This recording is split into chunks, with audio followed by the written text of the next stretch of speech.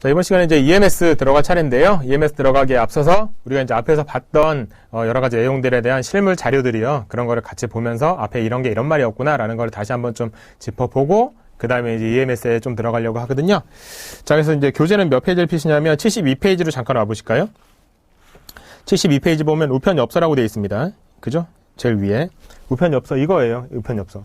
근데, 국제우편엽서인데 왜 이런 거를 근데 지금요, 국제우편엽서를 따로, 예전에는 국제우편엽서가 따로 있었는데, 요즘은 국제우편엽서 따로 안 만들고요. 그냥 이렇게 국내 우편엽서에다가, 그냥 여기에다가, 이제 뭐, 만약에 뭐가 필요하다, 그럼 이게 이제 우표잖아요. 이 우표에다가 다시 옆에 조그만 우표를 하나 더 붙여요. 그래가지고, 국제우편용으로. 이렇게 이제 사용하는 걸로 요즘은 이렇게 활용하고 있습니다. 여기 보면 이제 가운데 위에 보니까 이게 우편엽서로 이렇게 써 있잖아요. 그죠? 이런 식으로 위에 우리 줄친데 보면 3번에 뭐 앞면 위쪽에 포스트카드 뭐 이렇게 하고 이런 거 표시한다라고 하는 게 이런 표시를 해야 된다 뭐 이런 얘기예요. 말하자면. 사제를 이제 하게 되면. 그죠? 우편이 이렇게 생겼고. 사제를 만들게 되면 이 오른쪽은 아무것도 쓰지 말라. 그러니까 이 왼쪽부터 이제 통신문으로 쓰게 하라 뭐 이렇게 돼 있었죠. 뒷면은 뒷면대로 쓰고요. 그죠? 이런 얘기들 적혀 있었던 내용이었습니다. 우편엽서 이렇게 생겼구나. 라는 거 보시면 되고요. 그죠? 그 다음에 볼 게, 이제, 항공서관입니다. 항공서관 이렇게 생겼네요. 보니까, 이게 지금, 이렇게 여러분들 실물자료 꺼내놓은 거 보시면서 보세요. 이렇게 생겼어요. 이렇게 외곽선이 보니까 생겼죠. 이거 뭐 어떻게 하란 얘기예요? 나중에 이거 접으란 얘기예요. 이거, 여기, 요 부분, 그죠? 그 다음에 이 부분들은 다 안쪽으로 접힐 부분들이, 요 부분들은 안쪽으로 접을 거예요. 이렇게 접고 나면 이제 외곽선으로 이렇게만 남을 거 아니에요. 쭉 접고 나면, 그죠? 여기가 되겠죠. 여기 이렇게 외곽선 남죠? 요것만 이제 말하자면 접히고 나면 요 부분만 보이게 되는 거예요. 그죠? 이렇게 되는 거고요. 여기 같은 경우에는 보시면 여기 그림이 하나 들어가 있네요. 요 그림은요. 항공서관 낼 때마다 조금씩 다릅니다. 그래서 예전에는 여기 뭐 창경궁 이런 게 이제 들어가 있고 창경궁에 어떤 그림 들어가 있고 했는데 여러분들 이제 보이실지 모르겠지만 제가 이제 하고 있는 거는 여기에 이게 지금 주상절리거든요. 제주도에 있는 중문 이제 그쪽에 있는 주상절리 고고 지금 여기 보고 있는 겁니다. 여기는 이제 그림 그려놓고요. 근데 여기 보니까 접는 줄이라고 돼 이거 접으라고 돼 있고요. 여기 보면 그런 말이 있네요. 그죠? 이 항공서관에는 아무것도 놓지 못합니다. 그래서 지난 시간에 뭐라고 그랬어요? 제가 필름도 못 넣는다 그런 얘기 말씀드렸었죠. 그죠? 아무것도 못 넣는다고 돼 있어요. 그래서 얘를 접으면 얘를 이렇게 한쪽으로 한쪽 접고 다시 얘를 한쪽으로 접으면은 이게 앞면 이게 뒷면이 되겠죠. 두 번 접으면. 그죠? 이렇게 해서 이제 종이 한 장 보내는 게 이게 항공서관이에요. 됐죠? 그래서 이제 요 부분을 이제 보시면 나중에 이 부분 여러분들 실물자료 갖고 계신 분들 보시면 요 뒷면에 뭐가 좀 다르게 처리가 돼 있죠? 뭔가 풀로 붙일 수 있도록 이렇게 처리가 돼 있는 거다라고 보시면 됩니다. 이제 항공서관이고요. 그래서 항공서관 됐고 그 다음에 보실 거 좀 볼까요? 세관 신고서입니다. CN22예요. 얘 같은 경우에는. 해서요. 여기 보면 CN20이라고 돼 있죠. 요게 중요해요. 근데 여기 세관 신고서라고 돼 있잖아요. 그래서 제가 뭐라 그랬어요? 세관 표지냐, 세관 신고냐, 이건 중요하지 않다고 했어요. 그냥 CN20이냐, 23이냐, 이게 중요하다고 했죠. 그래서 CN22는 요렇게, 지금 제가 크게 보이긴 하지만 실제 크기는 요만하죠, 그죠? 요만한 거예요. 요만한 거. 작은 거. 이거 그냥 붙일 수 있다는 얘기예요. 그래서 요 얘기는 어디 나와요? 72페이지 제일 밑에 나오죠? 소형 포장물 밑에. 72페이지 제일 밑에 300SDR 이하인 경우에 세관 표지를 붙이고 근데 세관 신고서라고 되어 있으니까 이제 그건 중요하지 않다. 붙인다. 이걸 붙인다는 얘기예요. 이걸 붙인다. 그죠? 그래서 이렇게 생겼고요. 몇 가지 적는 이제 부분들이 좀 있습니다. 뒷면도 좀 볼까요? 뒷면 어떻게 생겼는지. 이렇게 생겼죠? 몇 마디 이제 적혀 있습니다. 여기 보면은 뒷면에 이렇게 몇 마디 적혀 있어요. 안내 말씀 해가지고. 근데 여기 보면 이제 이런 말이 있네요. 여기 보니까 여기 45만 원 돼 있는데 이거는 별로 중요하진 않습니다. 이거는 이제 이 세관 신고 이게 표지가 처음 나올 때 그때 그러니까 이게 우체국에 가보면 지금 양식 말고요. 예전 양식을 그대로 갖다 쓰는 경우도 좀 있어요. 이게 그러다 보니까 뭐 여기서 45만 원이라고 돼 있어 진짜로 45만 원 이게 중요한 게 아니라 중요한 건 이거예요. 여기 보면 뭐라고 돼 있냐면 300SDR 이게 이 말이 있습니다. 여기에 그죠? 요게 중요한 거예요. 이건 이제 환율로 계산했을 때 이렇게 바뀌는 건 예전 방식이고 지금은 이제 524700 이렇게 돼 있는 거죠. 그래서 요거는 요거보다는 요거 CN23 이거보다 이상이면은 CN23 그죠? 요거보다 안 되면 CN21을 한다. 뭐 이 얘기입니다. 적혀 있죠. 됐고요. 나머지도 한번 읽어보시도록 하고요. 됐고요. 그 다음 한번 볼까요? 국제 소포우표물입니다. 그래서 기표지죠. 이제 요건데요. 요거 제일 중요한 건 일단 제일 처음에 뭐가 여기에 CP가 보이죠? CP로 시작한다는 점. 이게 중요합니다. 그죠? 보험소포는 뭐였어요? 여기 국제 소포우표물이라고 돼 있어요. 그죠? 보험소포우표물은 여기 국제 보험소포우표물이라고 써 있습니다. 이쪽에. CP가 아니라 CV로 시작하죠. 보험소포는. 그죠? 이게 이제 차이가 난다는 점. 그 다음에 보면은 여기 2면에 우체국 보관용, 3면에 발송인 보관용. 이렇게 돼 있잖아요. 그죠? 여러분 뭐 이게 잘 안 보시면 실물 자료라도 보세요. 아니면 제가 파일로도 드렸으니까 파일로도 보시고요. 2면 우체국 가져가고 3면은 발송인이 가져간다. 그 다음에 여기 보니까 송장 여기 있죠. 그 다음에 세관 신고서. 여기 뭐라고 돼? CN23이라고 돼 있죠. 그러니까 이런 식으로 CN22 같은 경우는 다른 세관 신고서 같은 게 조그만 게 있을 수도 있는데 23 같은 경우 이렇게 이런 데 붙어 있는 경우가 많아요. 그죠? 하기 때문에 이렇게 첩부되어 있는 걸 잘 기재한다라는 말이 여기서 나오는 말이에요. 그 다음에 또 무슨 말이 있었냐면 이게 지금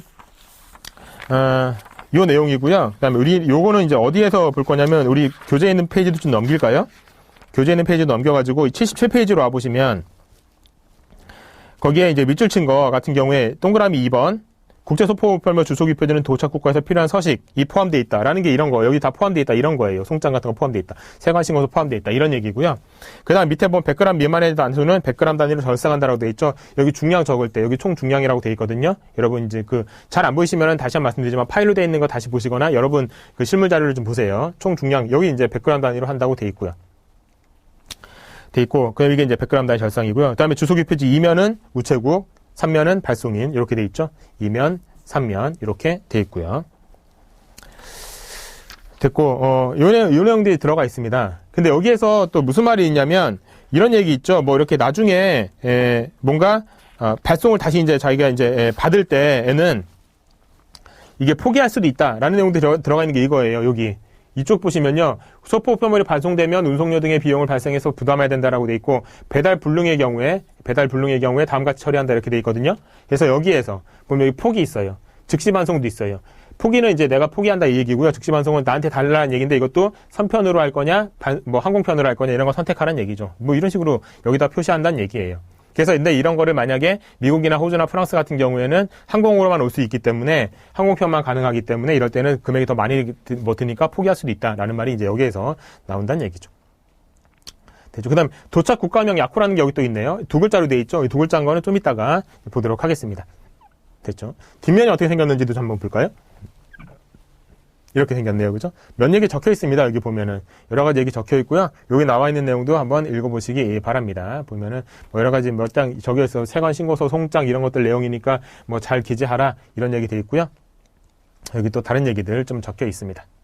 우리 이제 교재에 있는 내용도 비슷한 내용들이 여기 적혀 있기도 해요. 다음에 이제 보험, 소포 한번 볼까요? 보험 소포 기표지 여러분도 한번 꺼내 보시죠.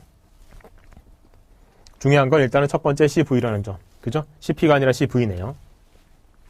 여기도 마찬가지 2면, 3면 여기 우체국 보관용, 여기 발송인 보관용 이렇게 돼 있죠. 송장 있고 세관신고서 역시 CN23이라고 표시되어 있습니다. 세관신고서요. 이것도 마찬가지 세관신고서가 이 안에 이제 포함되어 있다는 얘기예요. 그래서 몇 대 적으면은 여기 적으면은 뒤에 세관신고서 이쪽으로 먹지 이렇게 비슷하게 해가지고 다 적히겠죠. 자, 됐고 여기도 마찬가지로 보면은 배달 불능의 경우 어떻게 처리하냐 이런 게 나오는데요. 여기에서 즉시 반송한다 아니면은 어느 정도 기간이 지난 후에 반송한다 아니면 포기한다 이런 내용도 있고요. 만약에 반송할 때에는 선편이냐 항공편이냐 이것도 마찬가지로 미국, 프랑스, 호주 같은 경우에는 항공편만 가능하니까 선편은 불가능하다 뭐 이런 것도 선택하게 돼 있다는 거죠. 됐죠? 총 중량 같은 경우에는 몇 그램 단위예요? 보험 소포는 10g 단위라고 했었죠. 10g 단위로 절상한다 라고 돼 있었고 여기 도착 국가명 약호 여러분들께서 나중에 공부할 거고요. 여기 보면 보험 가액이 있네요. 보험 가액 여기 SDR이라고 적혀 있습니다. 보시면요. 하기 때문에 보험 가액 얼마다. 이거는 뭐 우리가 적는 건 아니고 SDR로 환산하는 거는 이제 우체국 창구에서 해주는 거죠. 그죠? 요게 이제 보험 소포 우편물. 보니까 여기 이렇게 띄어서 가져간다는 게 계속 보이죠? 예, 여기 우체국 보관용, 발송인 보관용 돼 있고 CN23이라는 것도 보이시죠? 뒷면 어떻게 생겼는지 한번 볼까요? 이렇게 생겼네요. 비슷합니다. 국제소포 주소기 표지 작성 요령 상당히 비슷합니다. 그죠? 자, 그 다음에 볼 거는 이제 EMS인데요. EMS 같은 경우에는 일단 두 가지로 크게 나눠진다고 했어요. 서류용, 비서류용. 그 비서류용이나 이제 상품용이나 다 같은 말입니다. 그래서 이거는 이제 우리가 이번 시간에 계속 이어서 볼 부분이긴 하지만, 그러니까 우리가 미리 본 부분은 아니지만 미리 보고 이걸로 보고 그 다음에 이제 EMS로 들어가면 좀 더 좋을 것 같아가지고. 자, EE입니다. 그죠? EE 같은 경우에는 뭐라 그랬어요? 얘 같은 경우에는 서류용이라고 했어요. 그죠? 이렇게 돼 있고요. E가 뭐냐면 인벨로프거든요. 인벨로프. 그래서 이 M은 이 M에서 나오는 M은 머천다이스에서 상품이란 뜻이고요. 이 E에서 인벨로프 하면 이건 서류란 뜻이에요. 그래서 이제 그러니까 앞에 E는 EMS고 뒤에 E는 인벨로프. 앞에 E는 EMS, 뒤에 M은 머천다이스. 뭐 이런 거예요.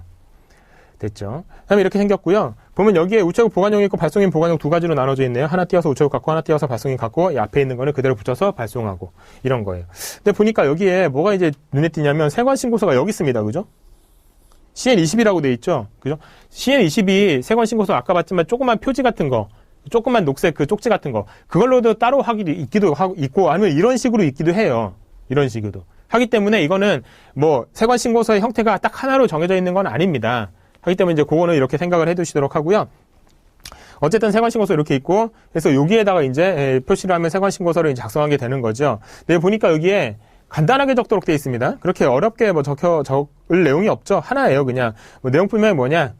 그래서 뭐 서류다, 인쇄물이다, 뭐 이런 걸 적거나 뭐 이런 걸 하는 게 되는 거겠죠. 그죠? 개수, 가격 적고요. 그 다음에 여기 보면은 도착국과 약코드 여기 두 개로 적도록 되어 있습니다. 그죠? 알파벳 두 개로. 나중에 공부할 내용입니다. 이렇게 되어 있고요. 그죠? 아, 이렇게 되어 있구나. 이는 좀 이렇게 되어 있구나. 뒷면을 좀 볼까요? 뒷면 어떻게 생겼는지. 뒷면 이렇게 생겼습니다. 여기 보니까 이렇게 되어 있죠? 세관신고서 2라고 되어 있잖아요. 여기 보면 세관신고서 2 해가지고 요거 이렇게 뭐 적는다라고 되어 있고요. 여기 보면 요 내용이 있어요. 손해배상 한도액 이 말이 있거든요. 손해배상 한도액. 어떻게 되냐? 1번 있고 2번이 있는데 1번 같은 경우에는 서류 및 인쇄물, 2번은 샘플 및 상품 해가지고 약간 1번은 2에 가깝고요. 2번은 2M에 가깝습니다. 얘 같은 경우에는. 그래서 근데 여기 보면 샘플 및 상품에서 7만원에 1kg당 7,870원 있고 여기는 7만원에 5,250원 있잖아요. 요 숫자 되게 진짜 지저분하게 생겼네. 이거 계산 문제 내겠어? 냅니다. 이거요. 그러니까 지난번 이 기출문제에서 요거 7만원에 7,870원 요거 문제로 나왔었어요. 이게 끝이냐? 납부한 국제요금까지 우편 요금까지 다 내도록 이렇게 돼 있었거든요. 요거 문제로 나왔었어요. 계산하게 아예 심지어. 그죠? 구체적으로 사례를 주면서 약간 까다로웠겠죠? 정확히 암기하셔야지 풀 수 있는 문제였던 겁니다. 자, 됐죠? 자, 그래서 서류나 인쇄물은 2로 시작하며 상품 견본 2M으로 시작됩니다. 라는 말도 적혀 있네요. 자, 그럼 이 2M으로 시작되는 거 한번 볼까요? 2로 시작되는 거는 조금 간단한 형태였는데 2M으로 시작되는 거는 조금 뭔가 좀 복잡합니다. 어디가 좀 더 복잡하냐면 여기가 좀 더 복잡하죠. 그죠? 뭐가 적을 게 많죠? 하나, 둘, 셋, 넷. 그죠? 4칸이나 주고 있고요. 근데 여기 보니까 세관신고서 뭐라고? CN23이라고 돼 있죠. 그러니까 2는 뭐 2에서 그러니까 CN22는 여기 2일 때, CN23은 2M일 때 이럴 때 이제 사용하는 거란 얘기죠. 상품용, 비서류용이요. 여기 보니까 세관신고서가 여기도 있죠. 여기 듣지 말 거 세관신고서 이렇게 있고요. 여기가 23이라고 되어 있네요. 요거 실물자료 갖고 계신 분들 살짝 제껴보시면 여기에 CN이라고 적혀 있습니다. 그죠? 여기에요. 이게 CN23 세관신고서. 여기를 이제 기재를 하면 요 뒤까지 이제 먹지 비슷하게 해가서 이 뒤까지 기재가 되는 거죠. 도착 국가면 약호도 알파벳 두 개로 적혀 있도록 되어 있네요. 됐죠? 이게 EM입니다. 자, 뒷면 한번 볼까요? 어떻게 생겼는지. 뒷면은 이렇게 생겼습니다. 특별하게 다른 건 없는데요. 여기가 이제 CN23이라고 적혀 있죠. CN23 세관신고서 적혀 있고요. 나머지 내용은 비슷합니다. 뭐 52,500원, 7만원에 7,870원 다 비슷하게 적혀 있어요. 아까 2로 시작했던 거랑. 그죠? 그렇기 때문에 이렇게 되어 있구나. 주소 귀표지는 이렇게 작성하는 거구나. 한번 보셨죠? 해서요, 이제 이 내용을 토대로 해가지고 우리 국제특허부편, 이 내용 한번 자세하게 다시 한번 살펴보도록 하겠습니다. 자, 이제 실물 자료 같이 보셨고요. 이제 국제특허부편 오셔야 되겠죠? 79페이지입니다. 국제특허부편입니다. EMS. 세 번째죠? EMS. 그렇죠? 네 번째 이제 기타가 있고요. 첫 번째 통상을 했고, 두 번째 소포를 했었잖아요. 자, EMS 보죠. EMS는 개요. 실무수단에 의한 가장 신속한 우편 업무다 해서 사이드에 가장 신속 적어두세요. 가장 신속합니다. 됐고, 그 다음에 특수 취급 있네요. 항공 및 등기를 기본으로 한다. 항공 등기는 기본이에요, 얘는요. 얘는 뭐 EMS를 선편으로 보내주세요. 이러면 이 특송이 이미 아니죠, 그죠? 해서 항공 사이드에 등기가 기본이다. 이라고 하고요. 여기다 부과도 가능해요. 거기 보니까 배달통지, 보험 지급, 초특급, EMS 프리미엄. EMS 프리미엄 같은 경우는 사기업이랑 제휴하는 걸 말하는 거거든요. 어쨌든 이런 식의 특수 취급을 부과할 수 있다. 해서 여기 플러스 특수 취급 부과 가능. 이렇게 적어두시죠. 이게 양가로 2번 특수 취급에 적어두시고요. 그래서 이 부가 서비스 이런 거에 대해서는 나중에 좀 배우기도 합니다. 됐고요. 접수. 1번 EMS로 보낼 수 있는 물품이 있고 2번에 보낼 수 없는 물품이 있는데요. 보낼 수 없는 물품을 좀 자세히 보도록 하죠. 보낼 수 없는 물품 다음 페이지 넘어가시면 1번 옆에다가 동그라미 1번 사이드에다가 뭐라고 적어두시냐면 통화류 이렇게 적어두세요. 이거는 이제 이런 말이 있는 건 아니지만 암기하기 쉽게 통화류. 돈 같은 거나 아니면 돈과 비슷한 것들, 유가증권이나 아니면 신용카드 같은 것도 안 된다는 얘기예요. 그 다음에 2번. 일반적인 우편금지 물품 이렇게 돼 있거든요. 동그라미 2번. 일반적인 우편금지 물품 같은 경우에는 거기 2번 돼 있잖아요. 얘를 쭉 밑으로 그어가지고 거기 체크라고 돼 있는 거 있죠? 거기다 연결해 두세요. 일반적인 금지 물품이 뭐냐라고 해가지고 밑에 체크에 나와 있죠? 박스에. 그래서 사이드에다가는 UPU 금지품 이렇게 적어 두시고요. 이렇게. 자, 3번. 3번 사이드에는 귀중품이라고 적으세요. 가공 또는 비가공의 금은 백금과 기금속, 보석 등의 귀중품. 대번. 그 다음에 됐고요. 3번. 그 다음에 4번. 상대 국가별, 그러니까 상대 국가에서 수입을 금지하는 물품이잖아요. 그래서 국가별 이렇게 적어두세요. 국가별 금지품이란 얘기죠, 뭐. 자, 그러면 동그라미 2번에 일반적 우편금지 물품은 뭔지 밑에 체크를 볼까요? 뭐 있나요? 취급상 위험하거나 다른 우편물을 오염, 파손시킬 우려가 있는 거, 마약류 같은 거, 폭발성, 가연성 있는 거, 외설적이거나 비도덕적인 거, 이런 거 안 된다는 얘기예요. 다음에 3번 보시면 내용품에 따라서 서류와 상품으로 구분, 아까 봤었죠? EEEM. 이 E는 인벨로프고요. 이 M은 머천다이즈거든요. 해서 서류와 상품으로 구분한다. 근데 제가 앞에 표에서 이 부분 처음에 시작할 때 앞에 표에서 이런 거 있었죠. 여기 특히 밑에 EMS 있을 때 여기 서적, CD 해가지고 얘는 위가 아니고 아래가 맞다. 이렇게 했던 거 있잖아요. 이게 지금 여기 나오는 얘기입니다. 느낌표에 있는 거예요. 서적류, CD, 신분증 이런 것들은 비서류로 취급한다. EM으로 간다는 얘기예요. 자, 그 위에 보면은 뭐 종이로 된 문서 형식의 편지로 계약서, 입학서 이런 것들은 다 E라고 했는데 서류요금을 적용한다고 했는데 서적류나 CD, 신분증 이런 거는 EM을 적용한다 이렇게 돼 있죠. 그다음에 기표지 작성 요령, 기표지를 봤습니다. 실물자료 같이 보시면서 하면 좋겠네요. 중량 10g 단위고요. 사이드에 10g 적어두시고요. 그다음에 2번 내용품 가액, 이거 뭘로 기재한다고요? US 달러라고 되어 있네요. US 달러. 사이드에 US 달러 기재에 적어두시고요. 누가 한다고요? 고객이 한다고 되어 있고요. 우편요금, 보험료 우편요금을 합산해서 기재한다라고 되어 있고, 느낌표 옆에다가 느낌표요. 옆에다 페이지 95페이지라고 적어두세요. 페이지 95페이지. 거기서 자세히 볼 겁니다. 수시, 특급 우편 감액하는 거예요. 다음에 동그라미 4번에 도착국가 약호요. 영문자 2자. 오른쪽에 보니까 표가 이제 큰 게 하나 있죠. 무시무시하게 생겼는데요. 암기하셔야 됩니다. 나중에 좀 더 보도록 할 테고요. 그다음에 5번에 세관 신고서 CN23 이렇게 되어 있는데요. 이게 뭐 CN23이긴 한데 우리가 실물 자료를 보니까 서류는 CN2, 뭐 비서류는 CN23 이런 식으로 나눠져 있기도 하네요. 그죠? 어쨌든 세관 신고서 작성한다 이렇게 보시면 되는데 거기 사이드에다가 10만 이상이면 보험 이렇게 적어두세요. 10만 이상. 10만 원 이상이면 보험 이렇게 일단 적어두시죠. 보험 가입을 안내한다라고 되어 있어요. 그죠? 10만 원 이상이면 보험 가입을 안내한다. 이렇게 되어 있고요. 실물 자료도 보시면 실물 자료에서도요. CN23 이렇게 되어 있으면요. 통관 시 뭐 거기에 세금이 부과될 수 있으니 고가품은 분실, 훼손 등의 사고에 대비하여 보험 가입을 권장합니다. 이런 말도 적혀 있기도 합니다. 그죠?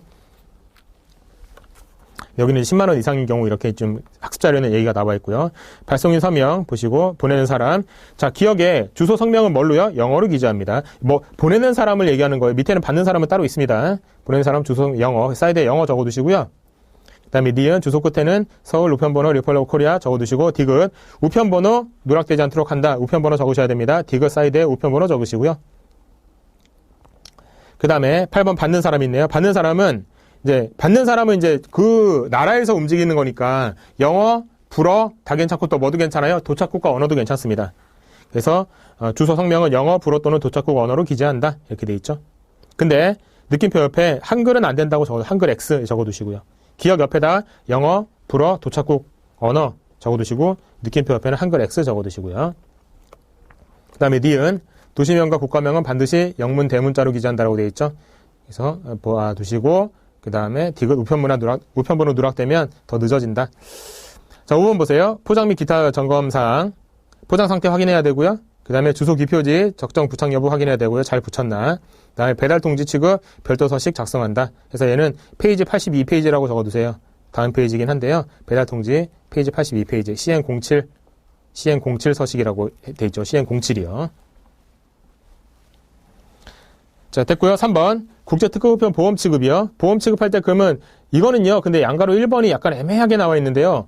보험 취급 한도액 및 수수료 4,000 SDR 이렇게 돼 있잖아요. 이게 수수료가 4,000 SDR이라는 얘기가 아니라요.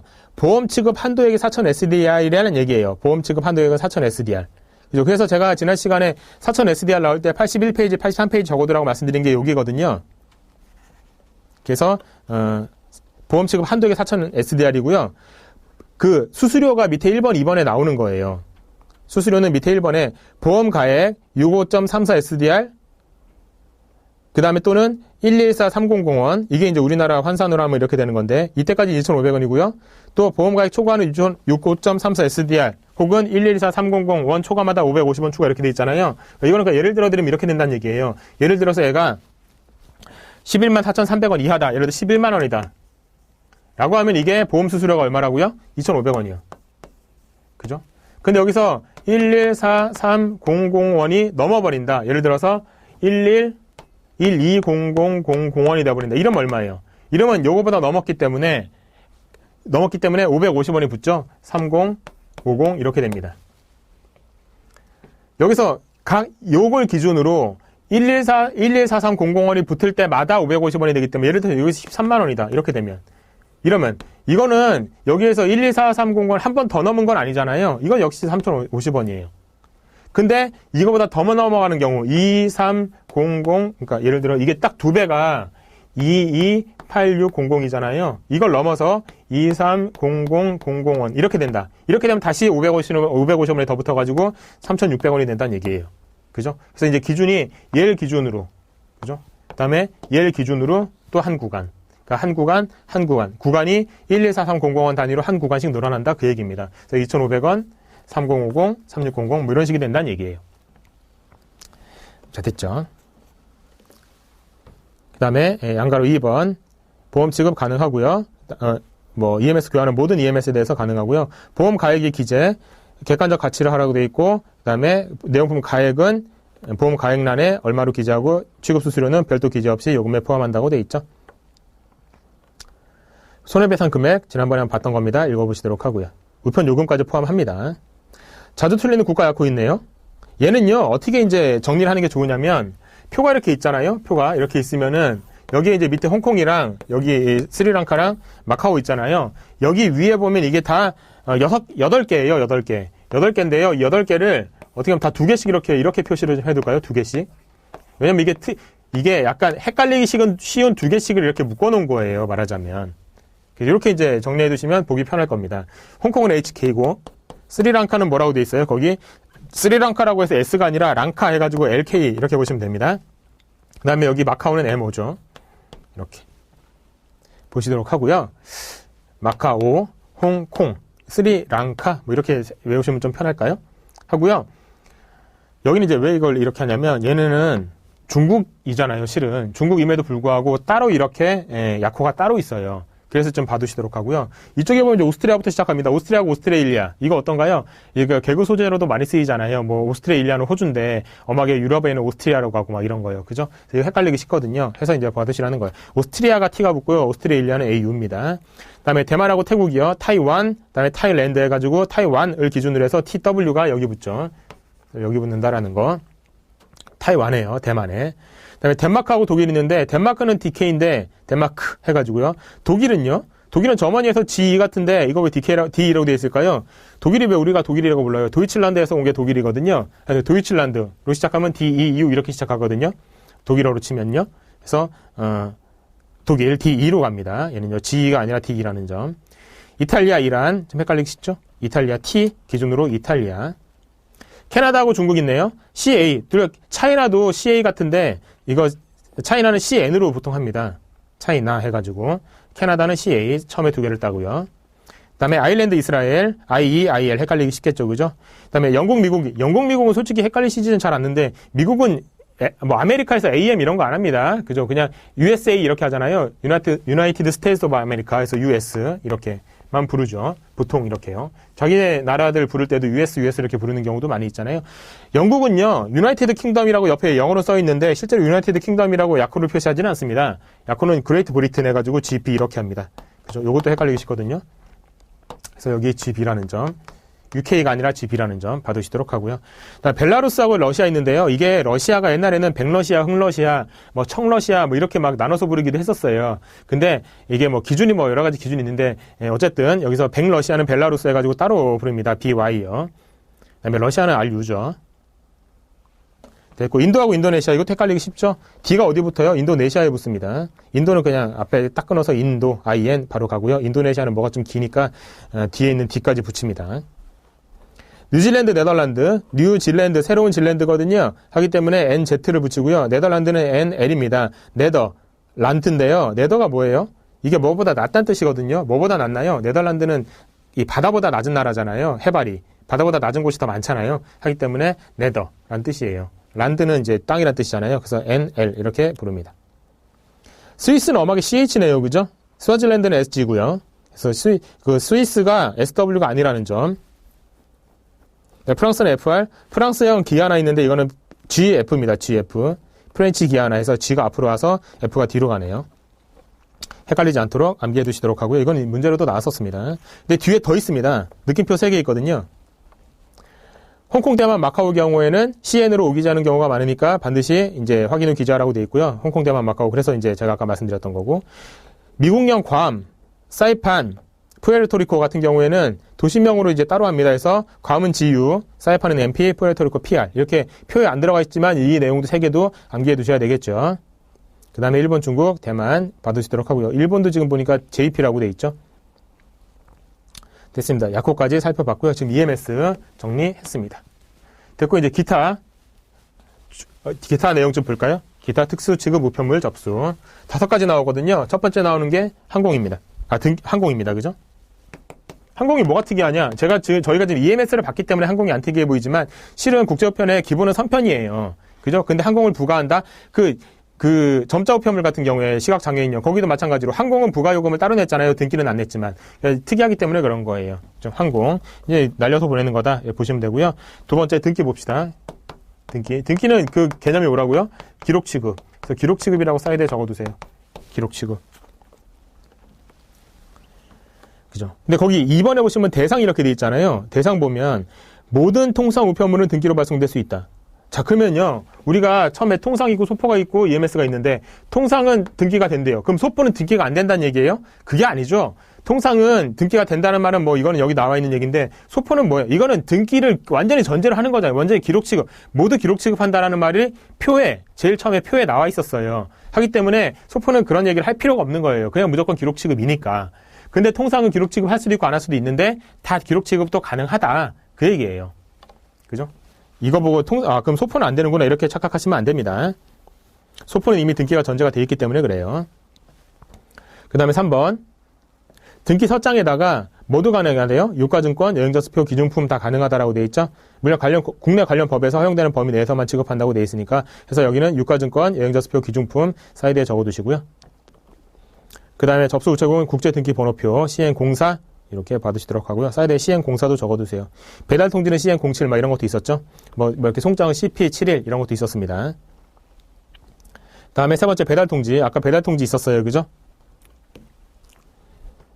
됐고 보시면 개념 누가 청구하는 거래요? 발송인이 청구하는 겁니다. 발송인이 청구. 사이드에 적어두시고요. 발송인 청구해서 뭐 배달하고 수취인으로부터 수령 확인 받아서 발송인에게 통지해주는 제도. 근데 2번 보시면 배달통지는 우리나라 배달증명하고 유사하다고 되어 있잖아요. 그래서 배달증명하고 비슷하긴 합니다.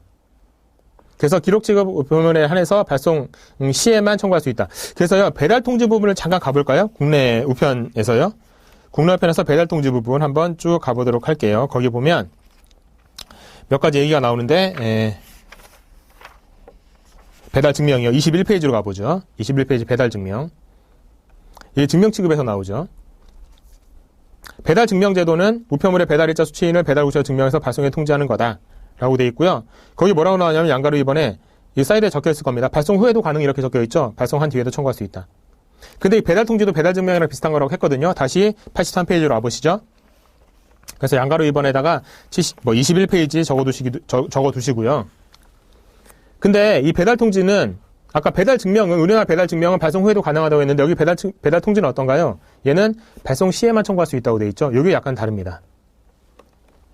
그래서 2번 사이드에다가 배달 증명과 유사, 페이지 21 배달 증명과 유사, 그리고 발송 시에만 가능. 요것도 적어두시고요. 그 다음에 배달 통지 청구할 수 있는 것들 4가지 있습니다. 거기 지금 적혀 있죠. 등기, 보험서장, 보험서포, 이렇게. 그 다음에 등기, 보험상, 보험서포. 그 다음에 일반 보통소포 같은 경우도 가능은 합니다. 국제속달 가볼까요? 국제속달은 이렇게 생각하시면 돼요. 그러니까 3번째 배달통지, 4번째 국제속달인데요. 국제속달은 이렇게 생각하시면 돼요. 편하게. 우리나라에서 항공으로 가요. 공항으로. 공항에서 날아가요. 그 나라로. 그죠? 그러니까 우리나라하고 국내, 여기는 해외라고 치고요. 도착국. 여기서. 이렇게 빨리 보내달라. 이거는 EMS 국제 특급이고요. 국제 속달은 뭐냐면 여기서 요 부분, 여기서 빨리 가게 해달라고 하는 거. 이게 국제 속달이에요. 여기에서. 그죠? 전반적으로 빨리 가게 해달라고 하는 것은 국제 특급이고요. 국제 속달은 여기를 이제 특별하게 얘기하는 겁니다. 읽어볼까요? 발송인의 청구에 따라 속달 업무를 취급하는 국가에서 배달 우체국에 도착한 항공통상 우편물 및 소포 우편물을 가능한 한 신속하게 배달하는 제도. 그죠? 그 취급하는 국가에서 빨리 이제 배달하게 하는 제도. 이게 국제 속달이다. 그래서 사이드에다가 일단 취급 국가 이렇게 적어두세요.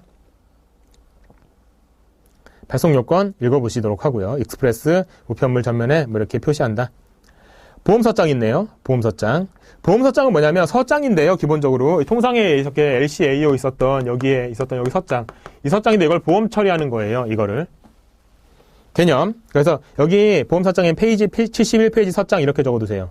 보험서장 옆에다가 페이지 71페이지 서장 이렇게 적어두시고요. 개념 읽어보시고요. 망실 도난 이렇게 됐을 때 손해액을 배상하는 제도. 보험가액 얼마래요? 4,000 SDR. 또 나오네요. 그죠? 그래서 제가 아까 4,000 SDR 나올 때 81페이지, 83페이지 적어두라고 했는데 여기 83페이지잖아요. 여기도 지금 4,000 SDR 또 나오는 겁니다. 4,000 SDR 사이드에 적어두시고요. 그 다음에 이것도 역시 실손액 범위다. 이거 이렇게 돼 있죠. 최고 한도액, 4,000 SDR 한도, 산대국의 범위네. 라고 되어 있고요. 3번에 일부 가치만 보험 취급할 수도 있네요. 일부만도 가능 적어두시고요. 다음에 3번 보험서장으로 발송할 수 있는 물건 읽어보시도록 하고요. 자, 됐죠? 이렇게 해서 여기 4번째 기타까지 살펴봤습니다. 기출문제 좀 정리를 해야 되겠죠? 해서요. 기출문제 우리 국제특급 우편부터 다시 정리해야 됩니다. 국제특급 우편 보시면 79페이지예요. 기출문제 뭐가 나왔냐면 거기 개요에 특수취급 있죠. 항공 및 등기를 기본으로 하고 배달통지 보험 취급 초특급 우편 가능하다. 이런 것들이 있다. 해서요. 얘는 여기 특수취급 요 부분을 밑줄을 치세요. 요게 이제 기출로 나왔던 내용입니다. 배달통지 보험 취급 초특급 우편. 항공 및 등기를 기본으로 한다. 이거 다. 이런 것들이 있다. 뭐 이렇게. 그 다음에 접수에서는요. EMS를 보낼 수 있는 물품이 있고 EMS를 보낼 수 없는 물품이 있잖아요. 이게 이제 문제로 나왔었거든요. 그래서 양가로 2번에 넘어가서 80페이지에 EMS를 보낼 수 없는 물품 있죠? 요거를 좀 밑줄을 치시고 제목 자체에다 밑줄을 좀 치시고요. 거기서 이제 선택지로 나왔던 거는 동그라미 1번에 보면 송금한 유가증권 이유 요거 선택지로 나왔었고 동그라미 3번에 가공 또는 비가공의 금은 백금과 기금속 보석 등 기중품 요게 이제 선택지로 나왔었죠. 그러니까 EMS를 보낼 수 없는 거 문제 내기 참 좋잖아요. 그죠? 됐고 또 이제 기출문제 나왔던 게 오른쪽 아래로 오시면 81페이지에 자주 틀리는 국가 약호 있죠. 이건 전체적으로 다 표시를 해두세요. 최근에 나왔던 거고. 이건 학습자료가 새로 들어오면서 이게 이제 완전히 새로 들어온 거거든요. 당연히 나올 거라고 생각했는데 당연히 나왔죠. 문제 내기 좋게 생겼잖아요. 됐죠. 이제 그 뒤에 나와 있는 것들은 특별한 내용은 없고요. 자, 됐습니다. 이렇게 해서 기타 특수 취급 우편물의 접수까지 살펴봤습니다. 자, 이제 챕터 3번째 넘어가야 됩니다. 챕터 3번째고요. 내용은 국제 우편 요금입니다. 이렇게 되어 있는데요. 첫 번째로 요금 별납부터 나오고요. 별납. 그 다음에 요금 후납. 세 번째가 요금 수취인 부담. 요금, 수취인 부담, 이렇게. 국제 우편 요금 수취인 부담이죠, 정확히는. 이렇게 나오고요. 그 다음에, 그러니까 이게 순서대로, 정확히 거기 목차대로 하면, 이 3, 4죠. 1번은 이제 개요가 좀 있고요. 그렇죠? 별납, 요금, 훈납, 수취인 부담 이렇게 나오고요. 그 다음에 이게 네 번째고, 다섯 번째로 나오는 게 뭐냐면 반신우표권이 있어요. 국제 반신우표권. 그죠? 이렇게 있어요. 이쪽 이렇게 5개 있는데요. 이 두 개는 되게 비슷한 겁니다. 용도가 비슷해요. 근데 얘 같은 경우에는 아예 이 봉투에 찍혀 있어요. 이렇게 요금 수침 국제요금 수침 부담이라고 아예 찍혀 있는 걸로 이렇게 생각하시면 좀 편해요. 우리나라 같은 경우 특히 찍혀 있고요. 우리 앞에서 요금 수침 부담 공부했던 거 그 내용입니다. 그래서 외국으로 뭔가 보낸다고 했을 때 그 외국에서 이게 뭔가 그 설문지 같은 걸 보낸다고 쳐요. 그럼 설문지를 여기서 받잖아요. 그럼 설문지를 다시 돌려줘야 되잖아요. 그럼 이 사람이 돌려줄 때 이때 요금을 내야 되느냐? 그러려면 설문지 안 돌려주겠죠, 그죠? 그러니까 이 사람이 아예 여기다가 요금 수침 부담이라든가 이런 식으로 표시를 하게 한다든가 해가지고 표시해서 보내요. 그럼 이 사람은 설문지 작성해서 그냥 보내면 돼요. 그냥 보내면 여기서 다시 이제 돌려받은 이 우리나라가 되겠죠. 여기에서 이거 요금 수침 부담이구나. 그러니까 수취는 이 사람이 발송인이 되면서 동시에 수취인이 되는 거거든요. 말하자면. 하기 때문에 이 수취인은 나중에 이제 결론적으로 받는 수취인, 다시 말하면 발송인을 얘기하는 거예요. 같은 사람입니다, 결국은. 그럼 이 사람이 받을 때 이 사람이 이제 돈을 나중에 요금을 부담하는 거. 이런 게 요금 수취인 부담이에요. 그러니까 여기 있는 사람한테 뭔가 우편요금을 지우지 않게 하기 위해서 하는 제도죠. 근데 반신우표권은 뭐냐면 비슷해요. 용도는 비슷한데 여기에다가 뭘 넣어서 보내요. 그럼 이 사람은 받아가지고 보니까 이 안에 뭐가 들어있잖아요. 요게 반신우표권이 되는 거예요. 실물 자료로 여러분께 이제 준비하라고 했던 그겁니다. 그럼 이거를 들고 그 나라 우체국으로 가요. 그럼 그 나라 우체국에서 우표로 바꿔줘요. 그럼 이 우표를 들고 이 우표 붙여가지고 보내면 되는 거예요. 어쨌든 이쪽 사람은 뭔가 자기가 우편요금을 부담하는 건 없죠. 그죠? 근데 이건 아예 그냥 붙어서 오는 거고 얘는 뭔가 들어있는 거고 요 차이라고 보시면 돼요. 됐죠? 이 정도로 하고요. 별납이랑 훈납은 우리가 앞에서 공부했던 거와 상당히 유사한 내용이 있습니다. 그래서 빨리 한번 넘어가 보도록 할게요. 자, 개요 보시면 국제우편요금의 결정 누가 정한대요? 거기 양가로 치실까요? 미래창조과학부 장관이 정한다. 그죠? 미래창조과학부 장관 양가로 쳐두시도록 하고요. 국제우편 요금 체계를 보면요. 운송 평별에 따라서 선편과 항공으로 구분한다 이렇게 되어 있네요. 그래서 선편, 항공 이렇게 나눠두시고 그 다음에 우편물 종별에 따라서는요, 뭐 통상, 소포, 국제특급, 특수취급 이런 것들이 있고요. 그다음에 구성 내용에 따라서는 국내, 도착국까지, 그다음에 도착국 내. 그러니까 이게 뭐냐면 구성 내용에 따라서는 이건 뭐냐면 여기서 우리나라에서 공항으로 가서 공항에서 혹은 이제 혹은 항구에서 날아가거나 배로 가거나 도착국에서 다시 수취인한테 가잖아요. 여기 있고 하나, 여기 있고 하나, 여기 있고 하나 이렇게 세 가지로 구성된다 이 얘기예요. 그 다음에 국제우편요금의 별납 보죠. 별납. 정의. 동일인이 동시에 동일한 우편물. 그리고 동일 중요한 우편물이라고 되어 있잖아요. 그래서 이렇게. 동일한 우편물 사이드에 적어두시고요. 동일 우편물. 정의. 별도로 증납하는 제도 뭐예요? 나중에 다 모아가지고 이제 별도로. 그냥 그 자리에서 내는 거죠. 훈납은요. 나중에 이제 계약하는 거죠. 한 달마다 이제 따로따로, 외상하듯이 비슷하게. 근데 외상이 아니라 미리 담보 금액을 걸고 하는 거지만. 별납. 그 다음에 2번 취급 우체국은요. 취급국을 제외한다고 돼 있죠. 취급국은 안 됩니다. 취급 요건 통상 소포 둘 다 10통씩이죠. 10통 사이드에 적어두시고요. 10통. 통상도 그렇고 소포도 그렇습니다. 뭐 소포가 크다고 뭐 더 통수가 작다 그런 거 없습니다. 무조건 10통. 그다음에 취급 범위요. 국제통상, 국제소포 다 가능하고요. 그다음에 취급 요령 읽어보시되 거기 외부 기재사항 확인을 보시면요. 어디에다 표시한다고 돼 있어요? 동그라미 1번에 우편물 앞면의 오른쪽 윗부분. 그래서 이거 이렇게 적어두시죠. 여기. 이렇게요. 오른쪽 윗부분. 여기다가 별납 표시를 확인한다. 이렇게 돼 있죠. 그 다음에 3번 접수된 우편물은 별도 자료. 별도 적어두시죠. 우편 자료. 이렇게. 아무래도 10통 자료요. 10통 넘어가고 그러니까 이제 별도로 하나 이제 묶어서 해준다는 얘기죠. 별납이었고요. 자, 훈납 볼까요? 훈납 우리가 앞에 공부했던 국내 우편에서 훈납이랑 똑같은 얘기 들어가 있습니다. 사이드에 적어두실 거 1개월 예정 1개월 예정이요. 그 다음에 2배 담보금 2배 담보금이요. 그 다음에 매월 20일 똑같죠? 앞에서 공부했던 거랑 다음 달 20일까지 납부하는 제도. 됐고요. 취급 대상물 이거 몇 통이에요? 100통입니다. 그죠? 별납의 10배입니다. 100통. 다음에 넘어가서 취급 우체국, 이것도 역시 취급국은 제외한다고 되어 있고요. 다음에 거기 느낌표 단 읽어보시도록 하고요. 취급 요령 읽어보시는데요. 양가로이 동그라미 1 우편물의 검사에서 니은 보시면 우편물의 오른쪽 윗부분에는 요금 별 혼합 표시를 확인한다라고 되어 있잖아요. 이것도 마찬가지. 요거 저거 똑같이 적어 이걸 그려두세요. 별납 혼합 마찬가지 다 여기다 합니다. 오른쪽 윗부분에. 그다음에 거기 이제 표시가 이렇게 됐네요. CPO 해가지고 나와있죠. CPO가 뭘까요? 거기에 센트럴 포스트 오피스 해가지고요. 중앙우체국을 말하는 겁니다. 그래서 이런 표시가 있구나. 다음에 발송 신청서의 검사. 기억이 있고 니은이 있는데요. 기억 니은이 이제 뭐 하는 거냐면 기억은 기재사항이랑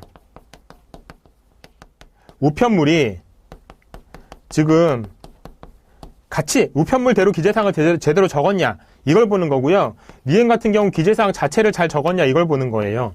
말하자면. 그래서 기억, 요금이나 우편물 발송 신청서 기재사항 2 이제 가로 끝이에요. 이 발송하는 우편물과 틀림이 없는가. 그 다음에 니은 기타 기재사항은 틀림이 없는가. 이렇게. 그죠? 우편물과 기재사항을 비교한다. 그 다음에 나머지 기재사항들 잘 적었냐 비교한다. 됐고 세 번째 접수 및 입회 확인 보시고 네 번째 일부인 날인 한다. 뭐 이 얘기죠. 근데 거기 보면 요금 후납 우편물은 뭐라고 돼 있어요? 날짜 도장 날인은 생략한다라고 돼 있죠. 그래서 일부인 생략이라고 적어두세요. 사이드에 생략. 이 정도. 자, 됐죠? 됐습니다. 그래서 이제 요금 후납까지 살펴봤습니다. 그래서 이번 시간 일단 여기까지 정리하는 걸로 하고요. 다음 시간에 요금 수취인 부담 여기서부터 마저 이어서 국제우편 요금 계속 정리 한번 해보도록 하겠습니다. 수고하셨고요. 다음 시간에 뵐게요.